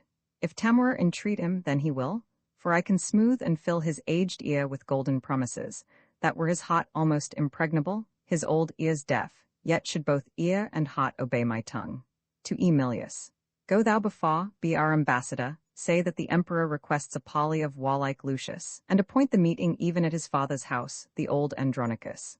Emilius, do this message honorably, and if he stand on hostage for his safety, bid him demand what pledge will please him best. Now will I to that old Andronicus, and temper him with all the art I have, to pluck proud Lucius from the warlike Goths. And now, sweet emperor, be blithe again, and bury all thy fear in my devices. Act v scene I plains near Rome. Approved warriors and my faithful friends, I have received letters from great Rome, which signify what hate they bear their emperor, and how desirous of our sight they are. Therefore, great lords, be, as your titles witness, imperious and impatient of your wrongs, and wherein Rome hath done you any scath, let him make treble satisfaction. Brave slip, sprung from the great Andronicus, whose name was once our terror, now our comfort, whose high exploits and honorable deeds in grateful Rome requites with foul contempt, be bold in us. We'll follow where thou leadst, like stinging bees in hottest summer's day, led by their master to the flowered fields, and be avenged on cursed Tamora. I humbly thank him, and I thank you all. But who comes here, led by a lusty Goth? Renowned Lucius, from our troops I strayed to gaze upon a ruinous monastery. And as I earnestly did fix mine eye upon the wasted building, suddenly I heard a child cry underneath a wall. I made unto the noise, when soon I heard the crying babe controlled with this discourse. Peace, tawny slave, half me and half thy dam. Did not thy hubere whose brat thou art, had nature lent thee but thy mother's look, villain, thou mightst have been an emperor. But where the bull and cow are both milk white, they never do beget a coal-black calf. Peace, villain, peace. Even thus he rates the babe, for I must bear thee to a trusty Goth, who, when he knows thou art the empress babe, will hold thee dearly for thy mother's sake. With this, my weapon drawn, I rushed upon him, surprised him suddenly, and brought him hither, to use as you think needful of the man. O worthy Goth, this is the incarnate devil that robbed Andronicus of his good hand, this is the pearl that pleased your empress eye, and he is the base fruit of his burning lust. Say, wall-eyed slave, whither wouldst thou convey this growing image of thy fiend-like face? Why dost not speak? What, deaf, not a word, a halter soldiers, hang him on this tree, and by his side his fruit of bastardy, too like the sire for ever being good. First hang the child that he may see it sprawl, a sight to vex the father's soul withal. Get me a ladder brought, which Aaron is made to ascend. Lucius, save the child and bear it from me to the empress. If thou do this, I'll show thee wondrous things, that highly may advantage thee to hear. If thou wilt not, befall what may befall, I'll speak no more, but vengeance rot you all. Say on, and if it please me which thou speakst, thy child shall live, and I will see it nourished.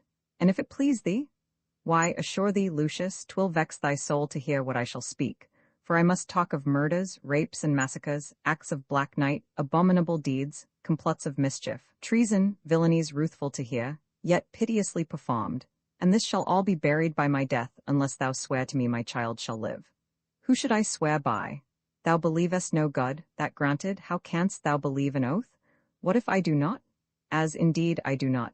Yet, for I know thou art religious, and hast a thing within thee called conscience, with 20 popish tricks and ceremonies, which I have seen thee careful to observe, therefore I urge thy oath. For that I know an idiot holds his bauble for a god, and keeps the oath which by that god he swears, to that I'll urge him. Therefore thou shalt vow by that same god, what god soe'er it be, that thou adost and haste in reverence, to save my boy, to nourish and bring him up, or else I will discover naught to thee. Tut, Lucius, this was but a deed of charity to that which thou shalt hear of me anon. 'Twas her 2 sons that murdered Bassianus. They cut thy sister's tongue and ravished her, and cut her hands and trimmed her as thou saw'st. Why, she was washed and cut and trimmed, and 'twas trimmed spot for them that had the doing of it. Indeed, I was their tutor to instruct them.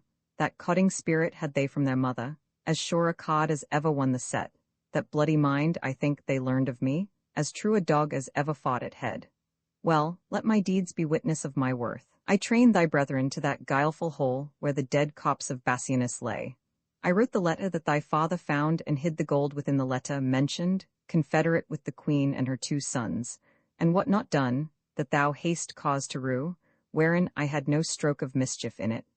I played the cheetah for thy father's hand, and when I had it, drew myself apart, and almost broke my heart with extreme laughter. I pried me through the crevice of a wall when, for his hand, he had his 2 sons' heads, beheld his tears, and laughed so heartily that both mine eyes were rainy like to his. And when I told the empress of this spot, she swooned almost at my pleasing tale, and for my tidings gave me 20 kisses. I that I had not done 1,000 more. Even now I curse the day, and yet, I think, few come within the compass of my curse, wherein I did not some notorious ill, as kill a man, or else devise his death, ravish a maid, I'll plot the way to do it, accuse some innocent and forswear myself, set deadly enmity between 2 friends, make poor men's cattle break their necks, set fire on barns and haystacks in the night, and bid the owners quench them with their tears. Oft have I digged up dead men from their graves, and set them upright at their dear friends' doors, even when their sorrows almost were forgot. And on their skins, as on the bark of trees, have with my knife carved in Roman letters, "Let not your sorrow die, though I am dead." Tut, I have done 1,000 dreadful things as willingly as one would kill a fly, and nothing grieves me hotly indeed, but that I cannot do 10,000 more. Bring down the devil, for he must not die so sweet a death as hanging presently. If there be devils, would I were a devil, to live and burn in everlasting fire, so I might have your company in hell, but to torment you with my bitter tongue? My lord, there is a messenger from Rome desires to be admitted to your presence. Lord Lucius, and you princes of the Goths, the Roman emperor greets you all by me, and for he understands you are in arms, he craves a parley at your father's house, willing you to demand your hostages, and they shall be immediately delivered. Emilius, let the emperor give his pledges unto my father and my uncle Marcus, and we will come. March away. Exeunt, scene Roman to Rome, before Titus's house. Thus, in this strange and sad habiliment, I will encounter with Andronicus, and say I am Revenge, sent from below to join with him and right his heinous wrongs. Knock at his study, where, they say, he keeps, to ruminate strange plots of dire revenge. Tell him Revenge is come to join with him, and work confusion on his enemies. They knock. Who doth molest my contemplation? Is it your trick to make me ope the door, that so my sad decrees may fly away, and all my study be to no effect? You are deceived, for what I mean to do see here in bloody lines I have set down, and what is written shall be executed. No, not a word. How can I grace my talk, wanting a hand to give it action? Thou haste the odds of me, therefore no more. I am not mad, I know thee well enough. Witness this wretched stump, witness these crimson lines, witness these trenches made by grief and care, witness the tiring day and heavy night, witness all sorrow, that I know thee well for our proud empress, mighty Tamora. Is not thy coming from my other hand? No, thou sad man, I am not Tamora. She is thy enemy, and I thy friend. I am Revenge, sent from the infernal kingdom, to ease the gnawing vulture of thy mind, by working wreakful vengeance on thy foes. Come down, and welcome me to this world's light. Confer with me of murder and of death. There's not a hollow cave or lurking place, no vast obscurity or misty vale, where bloody murder or detested rape can couch for fear, but I will find them out, and in their ears tell them my dreadful name, Revenge, which makes the foul offender quake. Art thou Revenge, and art thou sent to me to be a torment to mine enemies? Do me some service ere I come to thee. Lo, by thy side where rape and murder stands, now give me some surance that thou art Revenge stab them, or tear them on thy chariot wheels, and then I'll come and be thy wagoner, and whirl along with thee about the globe. Provide thee 2 proper palfreys, black as jet, to hail thy vengeful wagon swift away, and find out murderers in their guilty caves, and when thy car is loaden with their heads, I will dismount, and by the wagon wheel trot, like a servile footman, all day long, even from Hyperion's rising in the east until his very downfall in the sea, and day by day I'll do this heavy task, so thou destroy rapine and murder there. Rapine and murder, therefore called so, cause they take vengeance of such kind of men. Good Lord, how like the Empress' sons they are, and you, the Empress, but we worldly men have miserable, mad, mistaking eyes. O sweet Revenge, now do I come to thee, and if one arm's embracement will content thee, I will embrace thee in it by and by. Exit above. This closing with him fits his lunacy. Whate'er I fodge to feed his brain-sick fits, do you uphold and maintain in your speeches? For now he firmly takes me for Revenge, and being credulous in this mad thought, I'll make him send for Lucius his son. And whilst I at a banquet hold him sure, I'll find some cunning practice out of hand, to scatter and disperse the giddy Goths, or, at the least, make them his enemies. See, here he comes, and I must ply my theme. Long have I been fall on and all for thee. Welcome, dread fury, to my woeful house, rapine and murder. You are welcome too. How like the Empress and her sons you are. Well are you fitted, had you but a moor. Could not all hell afford you such a devil? For well I wot the empress never wags, but in her company there is a Moor. And would you represent our queen aright, it were convenient you had such a devil. But welcome, as you are. What shall we do? Show me a villain that hath done a rape, and I am sent to be revenged on him. Show me 1,000 that have done thee wrong, and I will be revenged on them all. Look round about the wicked streets of Rome, and when thou find'st a man that's like thyself, good murder, stab him, he's a murderer. Go thou with him, and when it is thy hap to find another that is like to thee, good rapine, stab him, he's a ravisher. Go thou with them, and in the emperor's cot there is a queen, attended by a Moor. Well mayst thou know her by thy own proportion, for up and down she doth resemble thee. I pray thee, do on them some violent death. They have been violent to me and mine. Well haste thou lessoned us, this shall we do. But would it please thee, good Andronicus, to send for Lucius, thy thrice valiant son, who leads towards Rome a band of warlike Goths, and bid him come and banquet at thy house? When he is here, even at thy solemn feast, I will bring in the empress and her sons, the emperor himself and all thy foes, and at thy mercy shalt they stoop and kneel, and on them shalt thou ease thy angry heart. What says Andronicus to this device? Go, gentle Marcus, to thy nephew Lucius. Thou shalt inquire him out among the Goths, bid him repair to me, and bring with him some of the chiefest princes of the Goths. Bid him encamp his soldiers where they are, tell him the emperor and the empress to feast at my house, and he shall feast with them. This do thou for my love, and so let him, as he regards his aged father's life. Now will I hence about thy business, and take my ministers along with me. Nay, nay, let rape and murder stay with me, or else I'll call my brother back again, and cleave to no revenge but Lucius. Aside to her sons. What say you, boys? Will you bide with him, whiles I go tell my lord the emperor how I have governed our determined jest? Yield to his humour, smooth and speak him fair, and tarry with him till I turn again. Aside. I know them all, though they suppose me mad, and will o'er-each them in their own devices, a pair of cursed hell-hounds and their dam. Farewell, Andronicus. Revenge now goes to lay a complot to betray thy foes. Tut, I have work enough for you to do. Publius, come hither, Caius and Valentine. Fie, Publius, fie, thou art too much deceived. The one is murder, rape is the other's name, and therefore bind them, gentle Publius. Caius and Valentine, lay hands on them. Oft have you heard me wish for such an hour, and now I find it, therefore bind them sure, and stop their mouths if they begin to cry. Exit. Publius, etc. lay hold on Chiron and Demetrius, and therefore do we what we are commanded. Stop close their mouths, let them not speak a word. Is he sure bound? Look that you bind them fast. Come, come, Lavinia, look, thy foes abound. Sirs, stop their mouths, let them not speak to me, but let them hear what fearful words I utter. O villains, Chiron and Demetrius, here stands the spring whom you have stained with mud, this goodly summer with your winter mixed. You killed her husband, and for that vile fault 2 of her brothers were condemned to death, my hand cut off and made a merry jest. Both her sweet hands, her tongue, and that more dear than hands or tongue, her spotless chastity, inhuman traitors, you constrained and forced. What would you say, if I should let you speak? Villains, for shame you could not beg for grace. Hark, wretches, how I mean to martyr you. This one hand yet is left to cut your throats, whilst that Lavinia 'tween her stumps doth hold the basin that receives your guilty blood. You know your mother means to feast with me, and calls herself Revenge, and thinks me mad. Hark, villains! I will grind your bones to dust, and with your blood, and it I'll make a paste, and of the paste a coffin I will rear and make 2 pasties of your shameful heads, and bid that strumpet, your unhallowed dam, like to the earth swallow her own increase. This is the feast that I have bid her to, and this the banquet she shall surfeit on. For worse than Philomel you used my daughter, and worse than Progny I will be revenged, and now prepare your throats. Lavinia, come, he cuts their throats. Receive the blood, and when that they are dead, let me go grind their bones to powder small, and with this hateful liquor temper it, and in that paste let their vile heads be baked. Come, come, be every one officious to make this banquet, which I wish may prove more stern and bloody than the centaur's feast. So now bring them in, for I'll play the cook, and see them ready gainst their mother comes. Exeunt, bearing the dead bodies. Scene Roman 3 cot of Titus's house.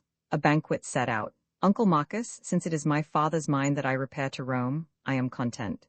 Good uncle, take you in this barbarous Moor, this ravenous tiger, this accursed devil. Let him receive no sustenance, fetter him, till he be brought unto the empress' face, for testimony of her foul proceedings.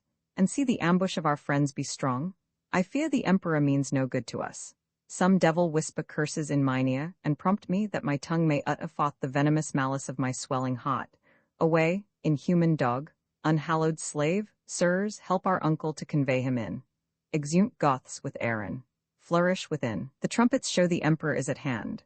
Rome's emperor and nephew break the pall, these quarrels must be quietly debated. The feast is ready, which the careful Titus hath ordained to an honorable end, for peace, for love, for league, and good to Rome. Please you therefore draw nigh, and take your places. Welcome, my gracious lord, welcome, dread queen, welcome, ye warlike Goths, welcome, Lucius, and welcome, all, although the cheer be poor, 'twill fill your stomachs. Please you eat of it, because I would be sure to have all well, to entertain your highness and your empress. And if your highness knew my heart, you were. My lord the emperor, resolve me this, was it well done of rash Virginius to slay his daughter with his own right hand, because she was infauced, stained, and deflowered, because the girl should not survive her shame, and by her presence still renew his sorrows. A reason mighty, strong, and effectual, a patent, precedent, and lively warrant, for me, most wretched, to perform the like. Die, die, Lavinia, and thy shame with thee, kills Lavinia. And with thy shame thy father's sorrow die, killed her for whom my tears have made me blind.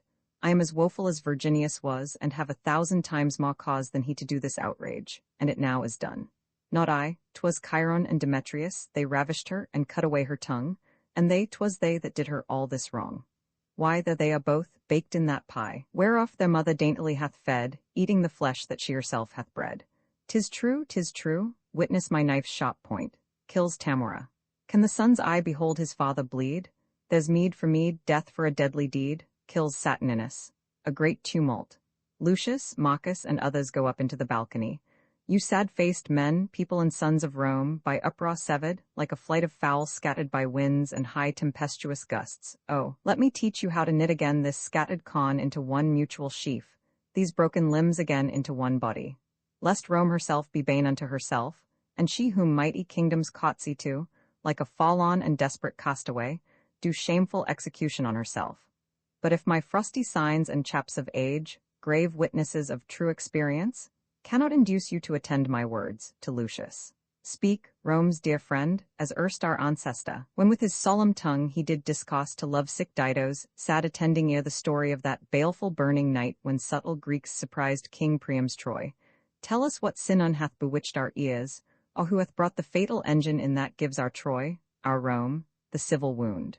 My heart is not compact of flint nor steel, nor can I utter all our bitter grief, but floods of tears will drown my oratory, and break my utterance, even in the time when it should move you to attend me most, lending your kind commiseration. Here is a captain, let him tell the tale, your hearts will throb and weep to hear him speak. Then, noble auditory, be it known to you, that cursed Chiron and Demetrius were they that murdered our emperor's brother, and they it were that ravished our sister. For their fell faults our brothers were beheaded, our fathers' tears despised, and basely cozened of that true hand that fought Rome's quarrel out, and sent her enemies unto the grave. Lastly, myself unkindly banished, the gates shut on me, and turned weeping out, to beg relief among Rome's enemies, who drowned their enmity in my true tears, and apped their alms to embrace me as a friend. I am the turned forth, be it known to you, that have preserved her welfare in my blood, and from her bosom took the enemy's point, sheathing the steel in my adventurous body. Alas, you know I am no vaunter, my scars can witness, dumb although they are, that my report is just and full of truth. But soft, methinks I do digress too much, citing my worthless praise. Oh, pardon me, for when no friends are by, men praise themselves. Now is my turn to speak. Behold this child, pointing to the child in the arms of an attendant. Of this was Tamora delivered, the issue of an irreligious Moor, chief architect and plotter of these woes. The villain is alive in Titus' house, and as he is, to witness this is true. Now judge what cause had Titus to revenge these wrongs, unspeakable, past patience, or more than any living man could bear. Now you have heard the truth, what say you, Romans? Have we done aught amiss, show us wherein, and from the place where you behold us now, the poor remainder of Andronici will, hand in hand, all headlong cast us down, and on the ragged stones beat forth our brains, and make a mutual closure of our house. Speak, Romans, speak, and if you say we shall, lo, hand in hand, Lucius and I will fall. Come, come, thou reverend man of Rome, and bring our emperor gently in thy hand, Lucius our emperor, for well I know the common voice do cry it shall be so. Go into old Titus' sorrowful house to attendants, and hither hail that misbelieving Moor to be adjudged some direful slaughtering death as punishment for his most wicked life.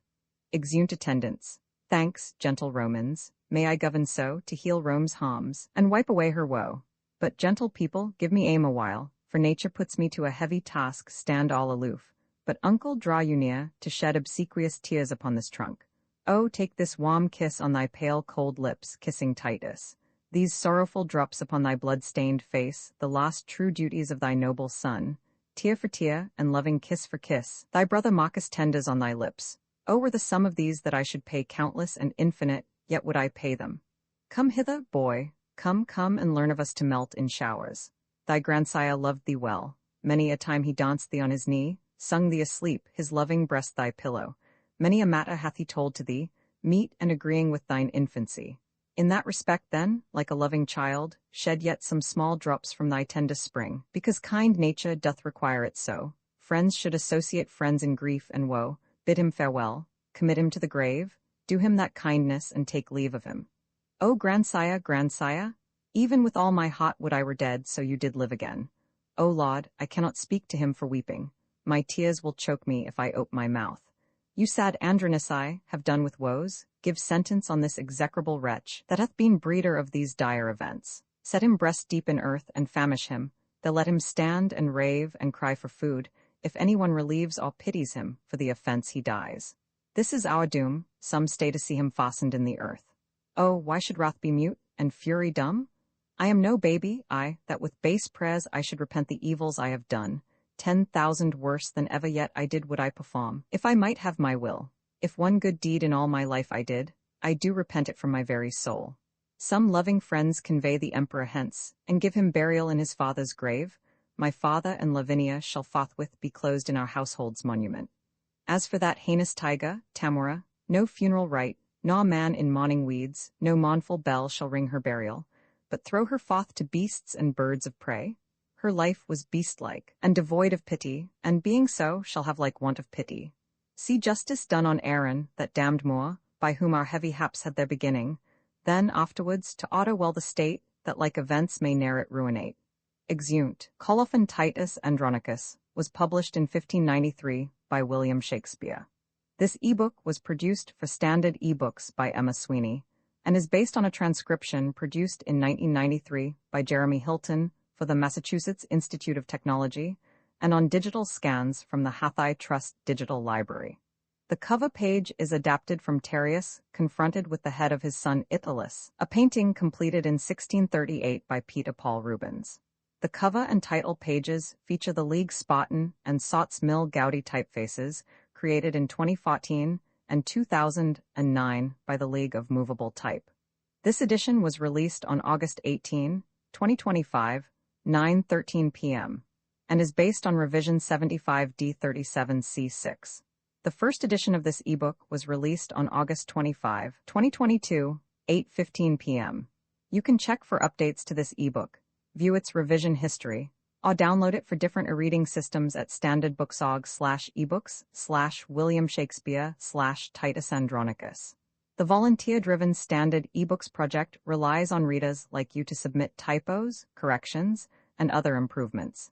Anyone can contribute at Standard Booksorg. Dramatis Personae Saturninus, son to the late Emperor of Rome, and afterwards declared Emperor Bassianus, brother to Saturninus, in love with Lavinia Titus Andronicus, a noble Roman, general against the Goths Marcus Andronicus, tribune of the people, and brother to Titus Lucius, son to Titus Andronicus Quintus, son to Titus Andronicus Matius, son to Titus Andronicus Mutius, son to Titus Andronicus young Lucius, a boy, son to Lucius Publius, son to Marcus the Tribune Sempronius, kinsman to Titus Caius, kinsman to Titus Valentine, kinsman to Titus Aemilius, a noble Roman Alabus, son to Tamora Demetrius, son to Tamora Chiron, son to Tamora Aaron, a Moor, beloved by Tamora a captain, tribune, messenger, and clown.